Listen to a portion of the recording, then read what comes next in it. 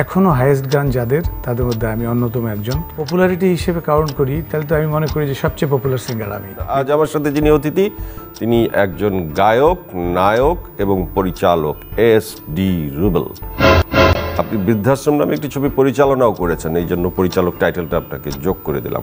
এস.ডি. রুবেলকে আমরা সবাই চিনি, কিন্তু এস.ডির মানে কি? এস.ডি. রুবেল আমার সার্টিফিকেট নাম। এস.ডিটা কি? কোনো মিনিং নাই। আপনি যখন গান গাইতেন তখন এক ধরনের পপুলারিটি আপনার তো অবশ্যই ছিল, যা এখনও আপনাকে মানুষ চেনে, কিন্তু আপনি এরপরে খুব সিরিয়াসলি গানটাকে নেননি বলেই মনে করেছে দর্শকরা। এটার কারণ কি পেছনে? না, এটার সাথে আমি একমত না। বিকজ আমি যতটুকু জানি যে বাংলাদেশে মেল সিঙ্গারদের মধ্যে অডিও সেক্টরে এখনও হাইয়েস্ট গান যাদের তাদের মধ্যে আমি অন্যতম একজন। প্রায় 1400-1450 গান করেছি, যেটা বাংলাদেশের কোনো মেল সিঙ্গারের অডিও সেক্টরে আর হবে কি না আমি আই এম ইন ডাউট। হ্যাঁ, বিকজ এখন যদি বছরে 5টাও গান বের হয়, 20 বছরে হবে। আপনার সমসাময়িক অনেকেরই তো এই রেকর্ড আছে। আমার সাথে আমার পরে মনির খান আছে, আসিফ আছে। আপনার পরে? হ্যাঁ, আমার পরে। তার মানে আপনি শীর্ষে? আমি ঠিক কম্পেয়ার করি নেই যে আমি শীর্ষে না ওরা শীর্ষে। আমার অ্যালবামের সংখ্যা বেশি, 450 অ্যালবামে মোট 1400 গান করেছি। আপনার সংখ্যা বেশি, পপুলারিটি, গানের জনপ্রিয়তা বেশি কি? এখন এটা হয়েছে কি, এটাকে যদি আমি পপুলারিটি হিসেবে কাউন্ট করি তাহলে তো আমি মনে করি যে সবচেয়ে পপুলার সিঙ্গার আমি। বিকজ আমার সর্বাধিক গান বিভিন্ন প্রয়োজনের সংস্থা থেকে বেরিয়েছে, তারা এই গানগুলো পারচেস করতে হয়েছে, আমাকে সম্মানই দিতে হয়েছে। সো আমি তো মনে করি সেই হিসেবে আমি most popular singer in Bangladesh. এখনো মোস্ট পপুলার সিঙ্গার হিসেবে মনে করেন, নাকি নতুন প্রজন্মের জন্য জায়গা খালি করে দিয়েছেন? শৈল্পী গায়কিটা কার কতটুকু রিচ সেটাই একজন শিল্পীকে মাপার প্রধান মাপকাঠি। তো আমি মনে করি সেই দৃষ্টিভঙ্গিতে আমি এখনও যারা ভালো গান করছে তাদের চেয়ে কোনো অংশে কম ভালো গান করছি না।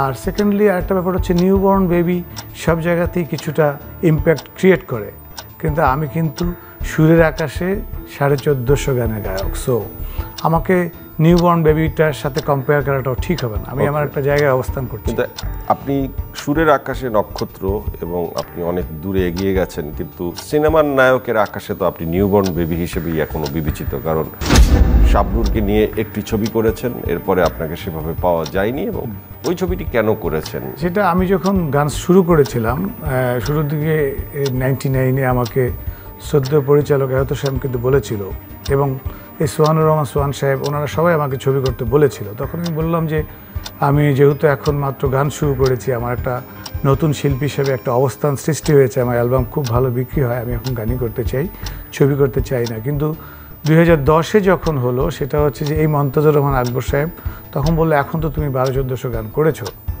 তা এখন তুমি একটা ছবি করো। তখন আসলে প্রযোজক পিটার চৌধুরী এবং মন্টু ভুঁইয়া, হাবিব ভুঁইয়া ওনাদের রিকোয়েস্টে ভাবলাম যে এখন মনে হয় একটা এক্সপেরিমেন্ট করা যায়, সেজন্য ছবিটা করা। এক্সপেরিমেন্ট করতে গিয়ে আপনি কি কি এক্সপিরিয়েন্স অর্জন করলেন? না, শৈল্পিক অর্জনটা আসলে আমার কাছে মনে হয় যে প্রথম অর্জন যদি বলি যে বাংলাদেশের ফার্স্ট মেল সিঙ্গার আমি ছবি করেছি, এটা তো একটা হিস্ট্রি। আর সেকেন্ডলি আমি বলবো যে এখানে শেখার জানার অনেক কিছু আছে, এটা অনেক বড় একটা মাধ্যম। এখানে আসলে আনটিল ডেথ আমার কাছে মনে হয় শেখার আছে। আপনার কাছে কি গান থেকে চলচ্চিত্র অনেক কঠিন মনে হয়েছে এবং অনেক বিশাল ক্যানভাসের মনে হয়েছে? প্রত্যেকটা শিল্পই আসলে প্রত্যেকটা ক্রিয়েটিভ ওয়ার্কে অনেক কিছু শেখার আছে, অনেক কিছু জানার আছে, এবং অনেক কিছু ইনোভেশনের ব্যাপার আছে। কোনো ব্যাপারটা গান কিংবা অভিনয় কোনোটা কি আসলে সাধনার বাইরে আছে আমি মনে করি না। কিন্তু আমরা শুনেছি যে আপনি যখন সিনেমাটা করেছেন, পরিচালক মন্তাজুর রহমান আকবর কিংবা প্রযোজক যাদের নাম বললেন তাদের থেকেও আপনি নায়িকার প্রতি আসক্ত হয়ে ছবিটি করেছেন। সামনে তো আসলে সিলেকশন হয়েছে, আমাকে নায়ক হিসেবে কাস্টিং করার পর প্রডিউসাররা একজন স্টার চেয়েছে, তখন শাবনূরের জনপ্রিয়তা ছিল এবং সে নাম্বার 1 নায়িকা ছিল, তাকে কাস্ট করাটাই খুব স্বাভাবিক ছিল। এটার সাথে আমার পার্সোনাল কোনো রিলেশনশিপের কোনো সুযোগই ছিল না, এখনও নেই। ওকে, এখন যদি আপনি ছবি করেন নায়িকা হিসেবে কাকে চান? যেমন লাস্ট ছবিতে ইয়ামিন হক ববি কাজ করেছে, তো এটা একটা সোশ্যাল মুভি ছিল, বৃদ্ধাশ্রম। আমরা সবাই মিলে ভাবলাম যে বৃদ্ধাশ্রম ছবিতে যদি একটা কমার্শিয়াল, যারা আমাদের কমার্শিয়াল প্ল্যাটফর্মে যারা কাজ করে, তারা এরকম কোনো নায়িকা থাকলে আমাদের ছবিতে হয়তো বা আমাদের প্রচারণা এবং দর্শকের আগ্রহে একটু পজিটিভ সাইন হবে। সো আমরা ববিকে কালেক্ট করেছি। এখন যদি আমি থার্ড মুভি মেক করি, তখন আবার হয়তো বা আরেকজনকে কালেক্ট করবো, যখন যাকে ডিমান্ড। এখন আপনি নিজেই ছবির প্রযোজক এবং পরিচালক? না, আমি ঠিক প্রযোজক না, প্রযোজক আমার সাথে বন্ধুবান্ধব আছে, তবে আমি প্রযোজনাও করি।